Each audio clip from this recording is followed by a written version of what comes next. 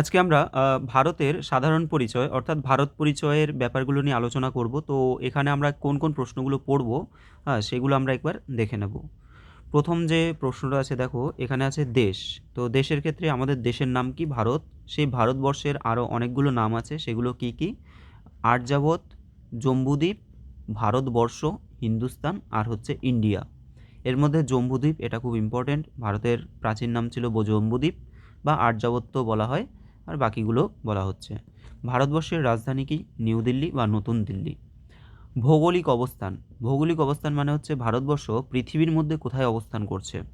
দেখো, এটা যদি আমরা বুঝতে চাই, সর্বপ্রথম আমরা ধরো এটাকে যদি পৃথিবী ধরি, তো আমরা জানি এটা হচ্ছে ধরো মাঝখান দিয়ে যেটা গেছে সেটাকে আমরা বলছি নিরক্ষরেখা, ঠিক আছে? তো নিরক্ষরেখা এখান দিয়ে গেছে। এবার দেখো নিরক্ষরেখার মান কত? 0 ডিগ্রি। তো ওপর এরকম নিরক্ষরেখার উপরে আরও এরকম আমরা যদি পরপর পরপর এগুলোকে আমরা বলছি অক্ষরেখা। এগুলো হচ্ছে পরপর কি? অক্ষরেখা, ঠিক আছে? আচ্ছা, তাহলে অক্ষরেখাগুলো সাধারণত পূর্ব আর পশ্চিমে, এর ডান দিকটা পূর্ব আর বাম দিকটা ধরো পশ্চিম দিক। তাহলে পূর্ব পশ্চিমে এরকম করে বিস্তৃত আছে। আর ওপরে হচ্ছে উত্তর মেরু, দক্ষিণে হচ্ছে এটা ধরো দক্ষিণ মেরু। হলো। এবার ভারতবর্ষের যদি আমরা অবস্থানটা দেখি, ভারতবর্ষের সঠিক অবস্থানটা কিন্তু এই যে নিরক্ষরেখা আছে, নিরক্ষরেখার উত্তরে অবস্থিত, ঠিক আছে? নিরক্ষরেখার উত্তরে অবস্থিত মানে ওপরে, ধরো এই জায়গাটা আমি যদি বলি, এখানে ভারতবর্ষ অবস্থান করছে। এবং ভারতবর্ষের ওপর দিয়ে কিন্তু কর্কটক্রান্তি রেখা গেছে। কর্কটক্রান্তি রেখা, যার মান হচ্ছে 23.5 ডিগ্রি উত্তর। 23.5 ডিগ্রি, ঠিক আছে? 23.5 ডিগ্রি উত্তর, সেটা কিন্তু ভারতবর্ষের ওপর দিয়ে গেছে। তাহলে 23.5 ডিগ্রি উত্তর যে অক্ষরেখা, যেটাকে আমরা বলছি কর্কটক্রান্তি রেখা, সেই কর্কটক্রান্তি রেখা কিন্তু ভারতবর্ষের ওপর দিয়ে গেছে। তাহলে এগুলোকে আমরা বলছি কি? এগুলোকে বলছি অক্ষরেখা। এবার দেখো, আবার উত্তর দক্ষিণে এরকম আমরা কতগুলো আম, যে সরলরেখা আর কি কল্পনা করতে পারি। তো এগুলো আবার কি? এগুলো আবার কিন্তু দ্রাঘিমা রেখা। ধরো এই যে এইভাবে করে আমি আঁকছি, এগুলো হচ্ছে দ্রাঘিমা রেখা। ওকে।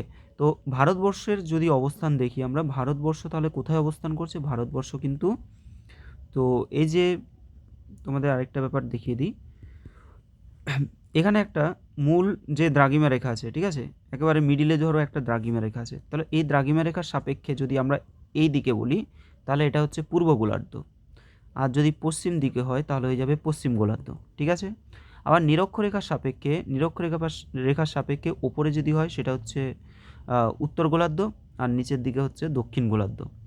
তাহলে প্রথমত ভারতবর্ষ আমরা যেহেতু এখানে অবস্থানটা তোমাদের এই যে আমি দেখাচ্ছি এখানে দেখিয়েছি, তাহলে সেটা কি হচ্ছে? নিরক্ষরেখার উপরে। তার মানে কি? সেটা হচ্ছে উত্তর গোলার্ধ। তাহলে উত্তরে অবস্থিত হচ্ছে উত্তর গোলার্ধ। আবার কি, এই যে মূল যে দ্রাঘিমা রেখাটা আছে, ঠিক আছে, মূল দ্রাঘিমা রেখা দেখো পূর্ব দিকে অবস্থান করছে। তার মানে কি? উত্তর পূর্ব। ওকে। তাহলে ভারতবর্ষ হচ্ছে উত্তর পূর্ব গোলার্ধে অবস্থিত। তারপর কি বলছে? যে জ্যামিতিক আকার, অর্থাৎ ভারতবর্ষের যে শেপটা, সেটা কেমন শেপ? সেটা অনেকটা কিন্তু চতুর্ভুজাকৃতি। দেখো প্রথমেই আমরা দেখেছি এই যে যে শেপটা রয়েছে সেটা কিন্তু একটা চতুর্ভুজাকৃতি শেপ বলতে পারি আমরা। ওকে। নেক্সট দেখো, অক্ষাংশীয় বিস্তার, এটাও আমাদের পড়তে হবে। অক্ষাংশীয় বিস্তার, ভারতবর্ষের যে অক্ষাংশীয় বিস্তার সেটা বলছে 8 ডিগ্রি 4 মিনিট উত্তর অক্ষাংশ থেকে 37 ডিগ্রি 6 মিনিট উত্তর অক্ষাংশ পর্যন্ত। দেখো এটা কিন্তু ভালো করে পড়তে হবে যে 8 ডিগ্রি 4 মিনিট থেকে 37 ডিগ্রি 6 মিনিট, এটা ঠিক অবস্থানটা কোথায়? দেখো, 8 ডিগ্রি 4 মিনিট হচ্ছে ধরো আমাদের এখানে কি আছে? কন্যাকুমারী। তার নিচে কি আছে? এখানে দেখো আন্দামান নিকোবর দ্বীপপুঞ্জ, এটা কিন্তু আরও দক্ষিণে রয়েছে।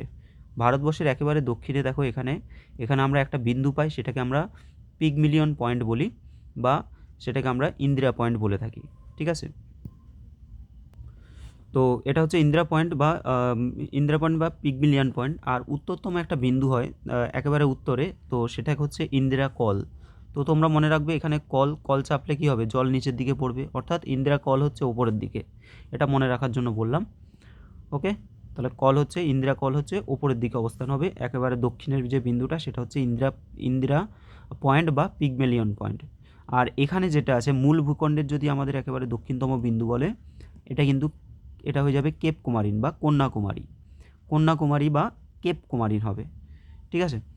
আচ্ছা, এবার আমরা অক্ষাংশগত যে অবস্থানটা বলছি, দেখো ভারতবর্ষের যদি আমরা এই যে ধরো এটা একটা অক্ষরেখা যাচ্ছে, তো এগুলো পরপর ধরো এরকম অনেকগুলোই অক্ষরেখা যাচ্ছে। তো একেবারে দক্ষিণে যে অক্ষরেখাটা রয়েছে যেটা মূল ভূখণ্ডের মধ্যে, এটা হচ্ছে আমাদের 8 ডিগ্রি 4 মিনিট। ঠিক আছে, এটা হচ্ছে 8 ডিগ্রি 4 মিনিট উত্তর অক্ষরেখা।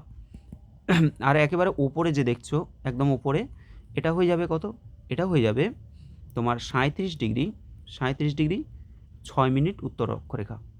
37 ডিগ্রি 6 মিনিট, তাহলে আমাদের মনে রাখতে হবে 8 ডিগ্রি 4 মিনিট থেকে 37 ডিগ্রি 6 মিনিট। ঠিক আছে, 8 ডিগ্রি 4 মিনিট থেকে 37 ডিগ্রি 6 মিনিট। নেক্সট দেখো, এটা হয়ে গেল তাহলে 8 ডিগ্রি 4 মিনিট থেকে 37 ডিগ্রি 6 মিনিট। পরেরটা বলছে যে দেশান্তরিত বিস্তার। এটা অ্যাকচুয়াল দেশান্তরিত টার্মটা একটু অড টাইপ লাগছে, তো এটা আমরা বলতে পারি যে এটা অক্ষাংশগত আর এটা হচ্ছে দ্রাঘিমাংশগত বিস্তার। ঠিক আছে, দ্রাঘিমাংশগত বিস্তার। এখানে দেখো দ্রাঘিমাংশগত বিস্তারটা কত আছে, 68 ডিগ্রি 7 মিনিট পূর্ব থেকে 97 ডিগ্রি 25 মিনিট পূর্ব। এর অবস্থানটা কোথায় দেখে নাও, 68 ডিগ্রি 7 মিনিট পূর্ব থেকে 68 ডিগ্রি 7 মিনিট পূর্ব থেকে 97 ডিগ্রি 25 মিনিট পূর্ব। দেখো যেহেতু এটা দ্রাঘিমা রেখা আমরা জানি এইভাবে করে যাচ্ছে, তাই তো? তাহলে দেখো একেবারে পূর্ব দিকে, ভারতবর্ষের একেবারে পূর্ব দিকে একটা দ্রাঘিমাংশ আমরা দেখতে পাচ্ছি। দেখো এখানে কত লেখা আছে, 97 ডিগ্রি মোটামুটি লিখেছে, তো এর মান হচ্ছে 97 ডিগ্রি 25 মিনিট পূর্ব দ্রাঘিমা। ওকে, আর দেখো পশ্চিমে একটা দ্রাঘিমা রেখা আছে, সেটা কত, 68, অর্থাৎ এটা হবে 68 ডিগ্রি 7 মিনিট পূর্ব দ্রাঘিমা। আশা করি বোঝাতে পারলাম, এটা তোমরা মুখস্থ করে নাও। একটা হচ্ছে 37 ডিগ্রি 25 মিনিট, আর 97 ডিগ্রি 25 মিনিট, আর হচ্ছে 68 ডিগ্রি 7 মিনিট। আচ্ছা, এরপর দেখো ভারতবর্ষের ভৌগোলিক বিস্তার বলছে যে দৈর্ঘ্য হচ্ছে উত্তর থেকে দক্ষিণে 3214 কিলোমিটার এবং পূর্ব থেকে পশ্চিমে 2933 কিলোমিটার। তাহলে উত্তর থেকে দক্ষিণে কত কিলোমিটার? উত্তর থেকে দক্ষিণে মানে কি, দেখো ভারতবর্ষের একেবারে আমরা যদি উত্তরে যাই আর হচ্ছে একেবারে দক্ষিণে যাই, এটা দেখো এটা উত্তর, আর এটা কি, এটা হচ্ছে একেবারে দক্ষিণ। দেখো এই বরাবর একটা আমরা সরলরেখা টেনেছি, এরকম একটা, মানে ডিস্টেন্সটা আমরা মেজারমেন্ট করেছি। এই ডিস্টেন্সের মান কত হচ্ছে 3214 কিলোমিটার। 3214 কিলোমিটার, তাহলে ভারতবর্ষের উত্তর দক্ষিণের যে বিস্তার সেটা হবে 3214 কিলোমিটার। আর যদি আমরা দেখি পূর্ব পশ্চিমে, দেখো এখানে পূর্ব পশ্চিমে বিস্তার কত হচ্ছে, এখান থেকে ধরো এখানে 2933 কিলোমিটার। ঠিক আছে, তাহলে পূর্ব পশ্চিমে বিস্তার হচ্ছে 2933 কিলোমিটার, আর উত্তর দক্ষিণে হয়ে যাচ্ছে 3214 কিলোমিটার। এটা মুখস্থ করতে হবে। আর ভারতবর্ষের মোট যে ক্ষেত্রফল, টোটাল যে ক্ষেত্রফল, সেটা কত, 32,87,263 বর্গ কিলোমিটার। এটা আমাদের মনে রাখতে হবে, 32,87,263 বর্গ কিলোমিটার। ঠিক আছে, পরের পেজে চলে আসছি। এবার দেখো বিশ্বের মোট ক্ষেত্রফলের কত পার্সেন্ট ভারতবর্ষের যে জমি রয়েছে বা ভারতবর্ষের যে ভূমিটা রয়েছে, সেই ভূমিটা সারা বিশ্বের কত ভাগের, মানে কত পার্সেন্ট? তো মোট বিশ্বের যে মোট ক্ষেত্রফল তার 2.4% হচ্ছে ভারতবর্ষ, 2.4%। ক্ষেত্রফলের দিক থেকে ভারতবর্ষ কততম? ক্ষেত্রফলের দিক থেকে হচ্ছে ভারতবর্ষ সপ্তম। তো সবার আগে কি আছে, রাশিয়া হলে ভারতবর্ষ মানে পৃথিবীর মধ্যে সবথেকে বড় একটা দেশ। রাশিয়ার পরে হবে কানাডা, তারপর হচ্ছে মার্কিন যুক্তরাষ্ট্র বা আমেরিকা, চীন, ব্রাজিল এবং অস্ট্রেলিয়া ষষ্ঠতম, এবং ভারতবর্ষ হচ্ছে সপ্তমতম। ঠিক আছে, তাহলে রাশিয়া, কানাডা, মার্কিন যুক্তরাষ্ট্র। 4 নম্বরে হচ্ছে চীন, 5-এ ব্রাজিল, 6-এ অস্ট্রেলিয়া, 7-এ হচ্ছে ভারতবর্ষ। ঠিক আছে, নেক্সট দেখো, নেক্সট কি বলছে, স্থলভাগের সীমা মানে কি আর জলভাগের সীমা মানে কি? এটা তোমাদের একটু বুঝতে হবে স্থলভাগের সীমা আর জলভাগের সীমা কি। দেখো এখানে যে আমরা ছবিটা দেখছি, তো স্থলভাগের সীমা মানে কি, স্থলভাগের সীমা দেখো আমরা এখানে দেখতে পাচ্ছি যে গুজরাট আছে, তাই তো। তো গুজরাটের এখানে মোটামুটি জলাশয় আছে, তারপরে এই যে রাজস্থান হচ্ছে, এখান থেকে কিন্তু মোটামুটি ধরো এখান থেকে এই যে একেবারে এই যে পোর্শনটা রয়েছে আমি যেভাবে আঁকছি, তো এর যে বাহ্যিক দিকগুলো আছে এই পোর্শনটা যদি দেখি আমরা, আচ্ছা এখানে আমাদের পশ্চিমবঙ্গের এই জায়গাটা হবে না, পশ্চিমবঙ্গের এখানে আবার জলাশয় চলে আসবে, ঠিক আছে, বা এই অংশ অবধি ধরো জলাশয় রয়েছে। তো তো এতটা অবধি, ধরো এতটা অবধি আমরা কী দেখছি, এগুলো হচ্ছে স্থলভাগ অবধি। তাহলে ভারতবর্ষের যে বিস্তার, এই যে স্থলভূমি বরাবর বিস্তার, সেই বিস্তারটা কত, এটা হচ্ছে স্থলভূমির বিস্তার বা স্থলভাগের সীমানা। এবার জলভাগের সীমানা মানে কি, এখানে দেখো এখানে আছে তোমার আরব সাগর, তারপরে আমাদের দক্ষিণে আছে ভারত মহাসাগর, আবার দেখো এখানে আছে বঙ্গোপসাগর। তাহলে এই যে আরব সাগর, ভারত মহাসাগর এবং বঙ্গোপসাগর, অর্থাৎ কি এই যে অঞ্চলগুলো রয়েছে ভারতবর্ষের, এই যে এলাকাগুলো রয়েছে, এই যে উপকূল অঞ্চলগুলো, এগুলো কি, এগুলো কিন্তু জলভাগের মধ্যে পড়ছে, তাই না, এগুলো কিন্তু জলভাগের মধ্যে পড়ছে। তাহলে এর জন্য এটা হচ্ছে জলভাগের সীমা। আর তাছাড়াও জলভাগের সীমাতে আরও রয়েছে, যেমন আমাদের এদিকে কি আছে, এইদিকে আছে লাক্ষাদ্বীপ আছে, আবার এদিকে কি আছে আন্দামান নিকোবর দ্বীপপুঞ্জ, ঠিক আছে, আন্দামান নিকোবর দ্বীপপুঞ্জ। তাহলে এগুলোও কিন্তু আমাদের জলভাগের মধ্যে পড়ে যাচ্ছে।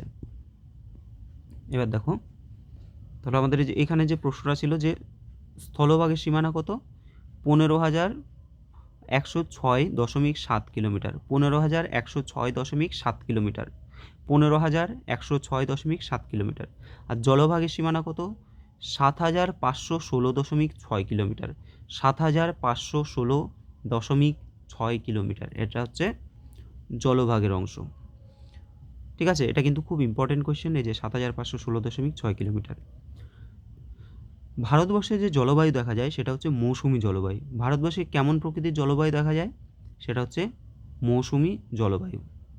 তো আর ভারতবর্ষের মোট যে জনসংখ্যা, এখানে দেখো 2011 সালের যে সেন্সাস, সেই হিসেবে 1,00,000 মানে 121 কোটি, তাই তো, 121 কোটি। আর বর্তমানে সেটা 130-140 কোটি কিন্তু হয়ে গেছে। আচ্ছা, জনসংখ্যার দিক থেকে ভারতবর্ষ কিন্তু দ্বিতীয়তম, প্রথমে হচ্ছে চীন, তারপরে হচ্ছে ভারতবর্ষ। ওকে, এবার দেখো এখানে আমরা আর কোন কোন জিনিসগুলো পড়বো একটু বলে নিই। দেখো বলছে যে গ্রাম্য জনসংখ্যা, অর্থাৎ ভারতবর্ষের গ্রামে কত লোক বসবাস করে আর শহরে কত লোক বসবাস করে। মোটামুটি আমাদের 83 কোটি আমরা বলতে পারি গ্রাম্য, আর শহুরে হচ্ছে 37 কোটি, ঠিক আছে। তবে দেখিনি আমি এই কোশ্চেন দুটো দিতে কখনো, তবুও বলে দিলাম। চলো পরের পার্টে আমরা দেখি লিঙ্গানুপাত।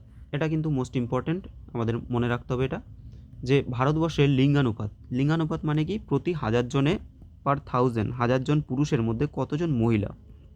তাহলে ভারতবর্ষের সেই মানটা হচ্ছে কত, যে প্রতি 1000 জন পুরুষের মধ্যে 943 জন মহিলা পড়ছে, ঠিক আছে, 943 জন মহিলা। তাহলে লিঙ্গানুপাত কত, যে 943। আচ্ছা এটা গেল। আর তারপরে দেখো এটা দেখো, জনসংখ্যা ঘনত্ব, মানে জনঘনত্ব কত প্রতি বর্গ কিলোমিটারে, পার বর্গ কিলোমিটারে 382 জন, পার বর্গ কিলোমিটারে 382 জন। লিঙ্গানুপাত হচ্ছে 943 প্রতি 1000 পুরুষ পিছু। তাহলে এখান থেকে আমরা পড়লাম যে লিঙ্গানুপাত হচ্ছে 943 জন পার 1000 পুরুষে 943, আর জনঘনত্ব হচ্ছে 382 জন পার বর্গ কিলোমিটার, ঠিক আছে, 382, এটা মনে রাখবে। ভারতবর্ষের মোট সাক্ষরতার হার কত, এটাও খুব ইম্পর্টেন্ট কোয়েশ্চেন। তো মোট সাক্ষরতার হার হচ্ছে 74.04%, 74.04%। আর যদি বলা হয় ভারতবর্ষের পুরুষ সাক্ষরতার হার কত, 82.14%, ওকে, 82.14%। আর মহিলা সাক্ষরতার হার হলো 65.46%, 65.46%, ওকে। তাহলে মোট সাক্ষরতা হচ্ছে 74.04%, মোট সাক্ষরতা 74.04%, পুরুষ সাক্ষরতা হচ্ছে 82.14%, মহিলা হচ্ছে 65.46%। হলো, ওকে। নেক্সট দেখো, আর এই দুটো প্রয়োজন নেই, এখানে দেখো কি আছে। তো ভারতবর্ষের টোটাল কতগুলো রাজ্য আছে, অ্যান্সার হবে 28টি রাজ্য আছে। কেন্দ্রশাসিত অঞ্চল কটা আছে? 8টি কেন্দ্রশাসিত অঞ্চল আছে। আন্তর্জাতিক সীমানার সাথে সম্পর্কিত রাজ্য বা কেএসএ প্রদেশ কতগুলো রয়েছে? কেএসএ বলতে এখানে কেন্দ্রশাসিত অঞ্চল হবে, ঠিক আছে, কেন্দ্রশাসিত অঞ্চল। ওকে, তাহলে কতগুলো রাজ্য এবং কেন্দ্রশাসিত অঞ্চল যেটা আন্তর্জাতিক সীমানার সাথে রয়েছে? ভারতবর্ষে কতগুলো রাজ্য আছে এরকম বা কেন্দ্রশাসিত অঞ্চল মিলে টোটাল আছে 18টা। টোটাল আছে কতগুলো? 18টা। কোনো আন্তর্জাতিক সীমানার সাথে সংযুক্ত না থাকা স্থলবদ্ধ রাজ্যগুলির সংখ্যা, এটা খুব ইম্পর্টেন্ট একটা প্রশ্ন। মানে কতগুলো এরকম রাজ্য আছে যারা কোনো আন্তর্জাতিক সীমানার সাথে বর্ডার নেই, মানে যেগুলো একেবারে মিডিলে অবস্থান করছে, ঠিক আছে, যেমন আমরা মধ্যপ্রদেশ দেখতে পাবো, ছত্তিশগড় দেখতে পাবো। তো এইগুলো কি একেবারে মিডিলে অবস্থান করছে, তো এগুলো কোনো দেশের সাথে কিন্তু বর্ডার শেয়ার করছে না, এরকম হচ্ছে 5টা রাজ্য রয়েছে। ভারতবর্ষের স্থল সীমানার সাথে সম্পর্কিত দেশ, স্থল সীমানা যে রয়েছে সেই স্থল সীমানার সাথে কতগুলো দেশ আছে? 7টা দেশ আছে। তাহলে স্থল সীমানার সাথে আছে 7টা দেশ। আর যদি বলে যে ভেতরে অভ্যন্তরে যেখানে কোনো আন্তর্জাতিক সীমানা নেই কারোর সাথে, সেরকম হচ্ছে 5টা দেশ, 5টা রাজ্য, 5টা রাজ্য। আর আন্তর্জাতিক সীমানার সাথে এরকম সম্পর্কিত টোটাল যদি রাজ্য দেখি বা কেন্দ্রশাসিত অঞ্চল মিলে টোটাল হচ্ছে 18টা আছে। কেন্দ্রশাসিত ভারতবর্ষে আছে 8টা, আর রাজ্য আছে কত? 28টা ভারতের বর্তমানে রাজ্য রয়েছে। তো তোমাদের চ্যাপ্টার নাম্বার 8-এর মোটামুটি এই ভিডিওটা আমি যেটুকুনি রয়েছে তার মধ্যে যেগুলো তোমাদের পড়তে হবে মোস্ট ইম্পর্টেন্ট সেগুলো আমি বলে দিয়েছি। তোমরা এগুলোকে পড়ে নেবে। এভাবে করে প্রত্যেকটা অধ্যায় তোমাদের সাথে আলোচনা করে দেব, তোমাদের পড়তে অনেক সুবিধা হবে।